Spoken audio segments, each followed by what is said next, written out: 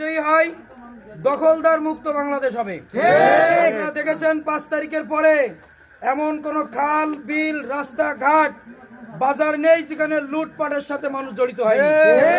আপনারা দেখেছেন নাসিরপুরের খাল, কপিলবুনির বাজার, এই নাবার মতন জায়গা দখল করে হুমকি ধামকি তারা দিয়েছে। আপনারা তাদের কর্মীর দিকে তাকালে বুঝবেন কোন দলের লোক কেমন।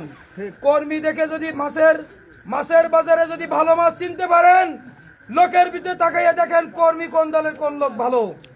আপনাদের কাছে প্রমাণ আছে কারা 5 তারিখের পরে দখলবাজি করেছে। আপনাদের কাছে প্রমাণ আছে বিগত 17 বছর কারা কাদের পা চেটে চলেছে।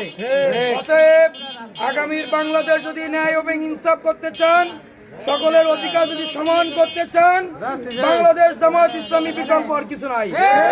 আপনারা শুনেছেন মতিউর রহমান নিজামী, আলী হাসান মোহাম্মদ মুজাহিদ 2 জন মন্ত্রণালয়ের দায়িত্ব পালন করেছিল।